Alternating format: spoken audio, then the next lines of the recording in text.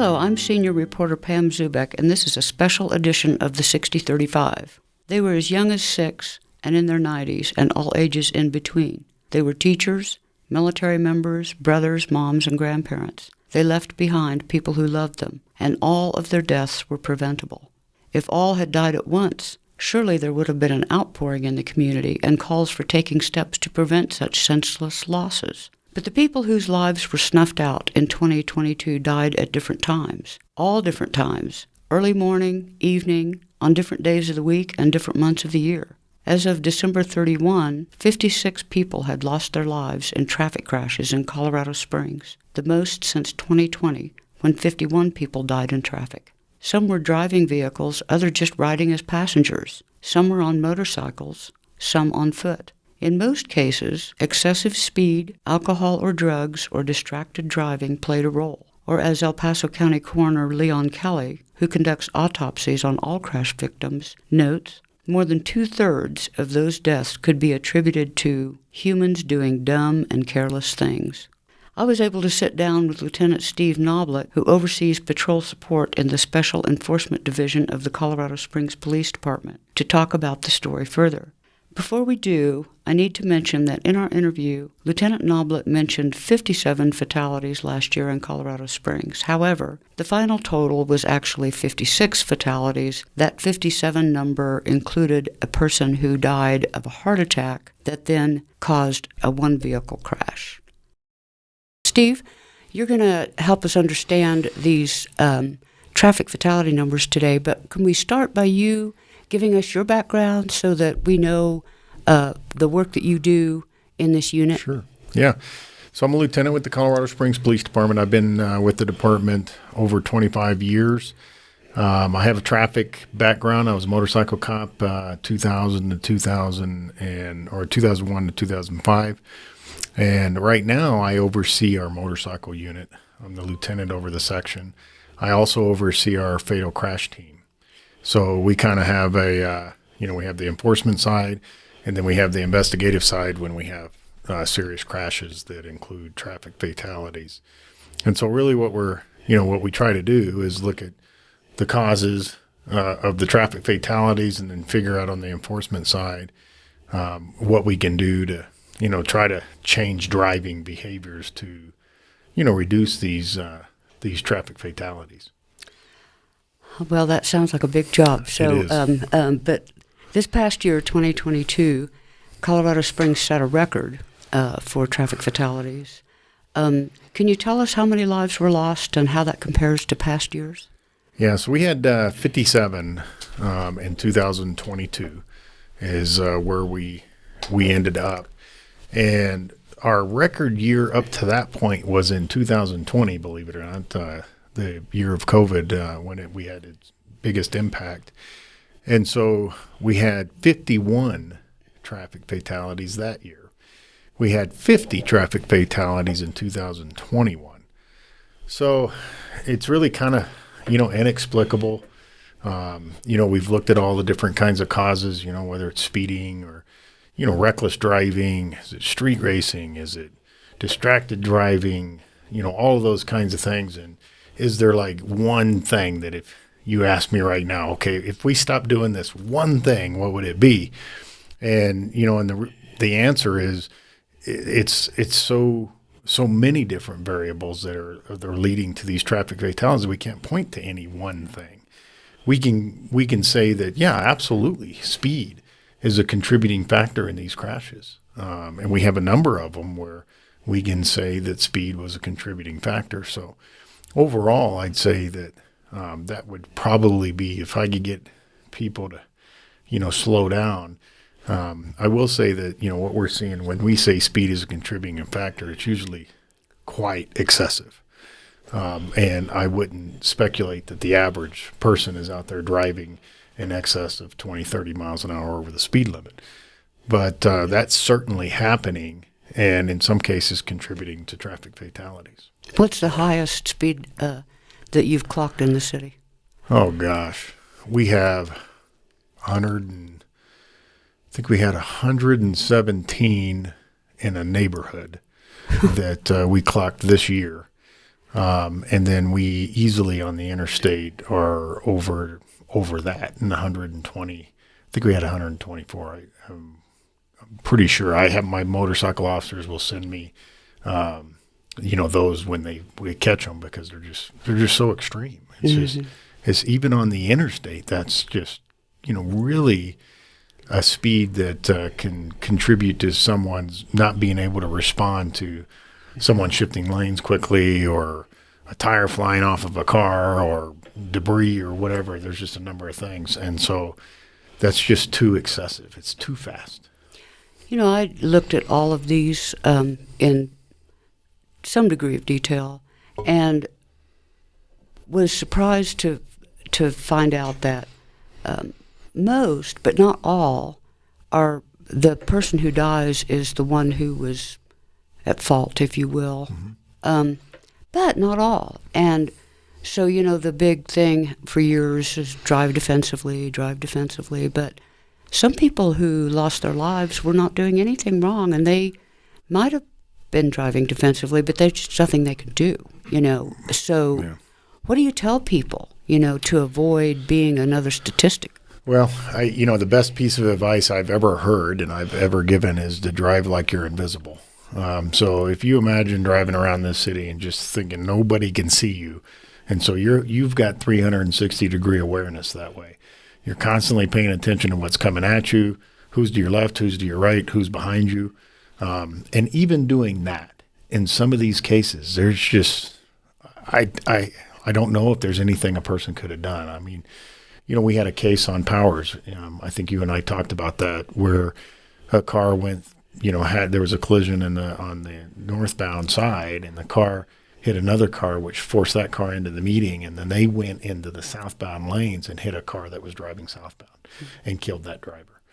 And so, looking at that case, I mean, my gosh, it's just like, I don't know that person could have done anything differently. They were doing what they were supposed to be doing. They were driving appropriately, and bam, I mean, somebody goes across the median and comes into their lane. And now the actions of the people on the other side that contributed to that, there could be accountability there. But as far as predicting that, I don't know. I don't know if the most experienced driver, that's the most defensive, would have done anything differently. Which is what makes this so shocking, really. Yes. Is this increase in traffic fatalities unique to Colorado Springs? No. Statewide, we're seeing it. If you talk to the State Patrol, they're seeing an increase in traffic crashes across the state. So I think it's an epidemic, if you will. I don't know what the exact root of it is, but I can tell you that there's a lot of things that I would contribute distracted driving to that. It doesn't take you very long if you just sit and watch. If you stood out here on Nevada Avenue and just watched every car going by, I think you'd be surprised to see how many people have their phones up and are actually looking at them, not making a phone call, but doing something else with their phone that could be distracting them from just looking for pedestrians in the roadway, or a car pulling out from a driveway, or those kinds of things. And so I would say that I don't know. Maybe it has something to do. There's speculation that the pandemic and more people that didn't drive for a long period of time, and then now more people are driving. I think we could, it's all speculative, and we could try to take a guess. But I would just, every time we have one of these fatals and I'm able to do an interview with the media, the thing I talk about is, these are preventable crashes, the majority of them. Now, you and I just talked about one where that particular piece of it, to where they're just driving down the road and all this comes their way, but the actions on the other side of the road were preventable. And so if these crashes are entirely preventable, if people would, drive responsibly and with courtesy and really drive the way that you want to see other people driving. You can talk to anybody and know, people drive crazy and, they do this, and this thing that I don't like to see, but do you do that? And so it's drive the way you want to see other people drive. And you mentioned the pandemic. other states, other departments in other states across the country, there was more reckless driving, more speeding, more violations of all different descriptions Right. in traffic. And why would that be? Why would it be that during the pandemic people felt entitled to drive that way? Well, I can speculate that, less people on the roadway. We know that traffic volumes went down significantly. We had less people going to work, more people working from home, more people being isolated and that kind of thing. So there was less people on the road, and there could have just been that sense of, well, I don't need to be as aware. I don't need to be as cautious. There's fewer people on the road, fewer chances of me being involved in a crash. So, you could speculate at that. But I think that, there's a lot of the psychological things that went on with the pandemic too, that, people were worried and scared. And so maybe that translated into some driving behaviors that they needed to be somewhere fast, or they wanted to get somewhere fast. They wanted to get, do what they had to do and get home again and be, be protected or safe. I don't know. I think there's a lot of different things, but, I think as a community, we have got to look at this as a very serious problem. It impacts every single one of us. Everybody, everybody's listening to this broadcast and people in this room. Our very next day, we could go out and be walking down the road or driving down the road and become a victim of someone's careless behavior. Mm-hmm. And it's frightening. I mean, one of our fatals pedestrian crashes was a gentleman that was, on the curb on 8th Street, was waiting to cross and was killed by a crash that happened in that intersection and pushed over and hit him. And so it's just these bizarre circumstances to where it's almost hard to imagine that I'm going out for a walk. I'm trying to get to where I need to get to, and there's this big crash, and it ends up coming over and getting me. But it's just we all got to keep our head on a swivel, and but really it comes down to the people driving the cars. That if you can just slow down and drive with courtesy. Don't get all upset.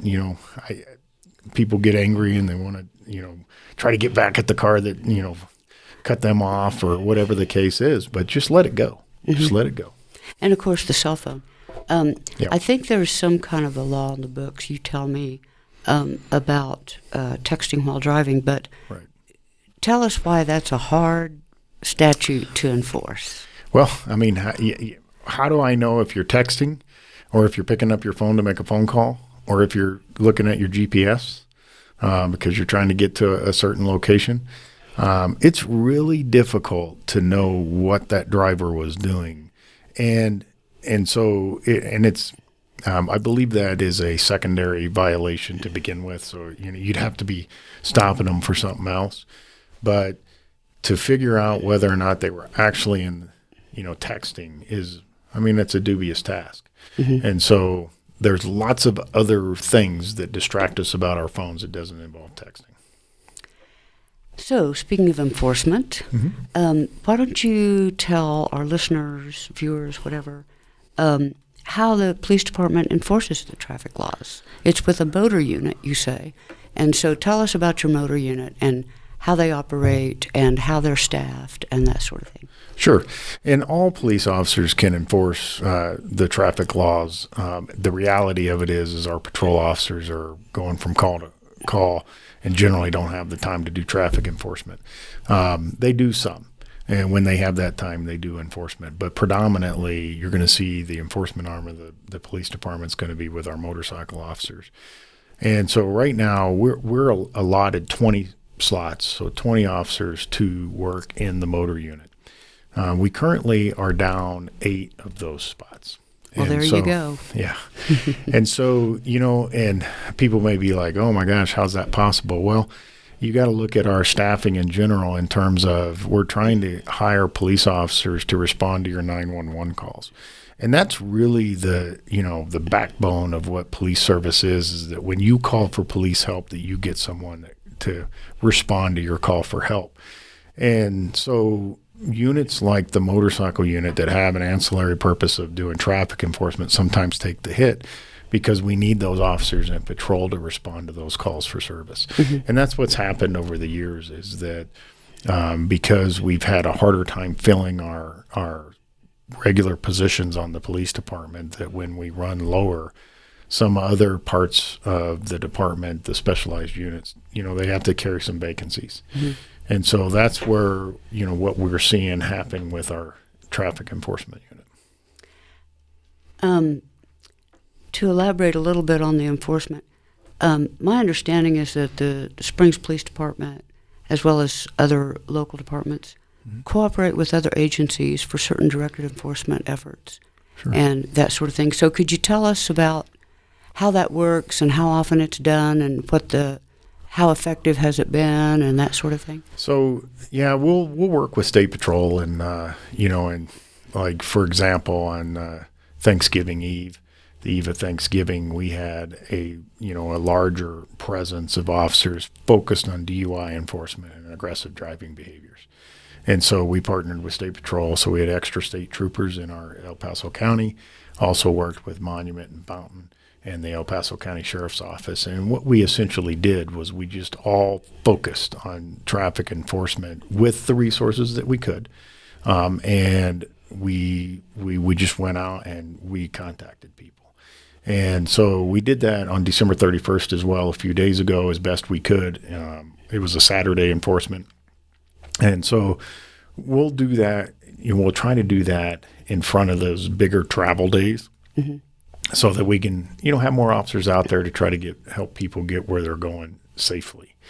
But going into this year, I know I do plan to partner with the State Patrol and other agencies as much as possible to have those big enforcement actions to where it's not just whether you're in the city limits of Colorado Springs, but if you're in a larger area, there's extra enforcement out there. So you can't, you're being watched whether it's on the interstate and, you're coming into town. If you're going to be driving aggressively, there's likely going to be somebody to contact you. And so our officers do that every day they're working, obviously, but what we try to do is we have overtime opportunities through the Department of Transportation. Colorado Department of Transportation has provided us with a grant, so we can pay officers to work enforcement on an overtime basis. And then sometimes we just have overtime that we can, from the department that we can use to pay officers overtime to do those things.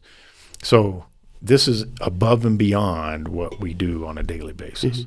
And so we have a lot of motivated officers that we get to work on an overtime basis so that we have, just more coverage. Well, I did a ride-along with one of your motor officers, and not on a motorcycle. Oh, no. In an SUV. We'd have given you a helmet. And I believe it was he that told me that sometimes when those directed enforcement activities are underway, they'll put them on the sign. They'll put the overhead changeable electronic signs over the highway, directed enforcement operation in effect, and people will still drive like maniacs. It's just crazy. But anyway, so I think we're probably going to wind this down here in a little bit. But I want to ask you if you can tell the public, what is your message to the public? I mean, put the phone down, drive. Absolutely. I'm going to try to appeal to people's just sense of compassion and just think that there are 57 individuals, citizens of the city that aren't here in 2023, and every single one of them had a family. Every single one of them, I had thoughts that they would be experiencing another Christmas and another New Year's, and so another birthday. And I would your life isn't worth it. Your life isn't worth your impatience. Your life isn't worth not being late to work. Your life isn't worth an appointment, being late to an appointment.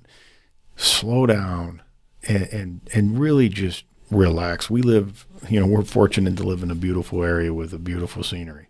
Slow down, listen to your favorite broadcast, look around, and enjoy your drive. It should not be a stressful experience.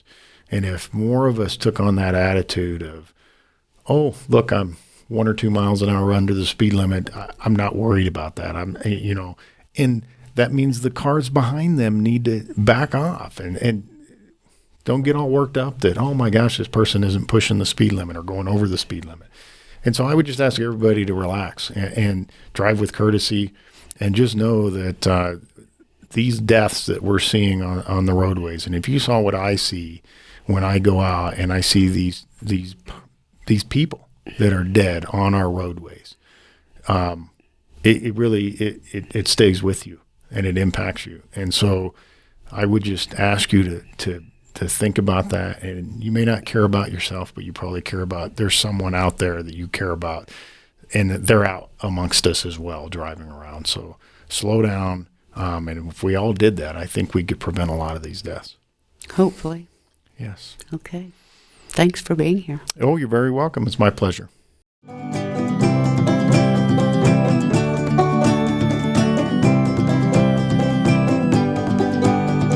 60-30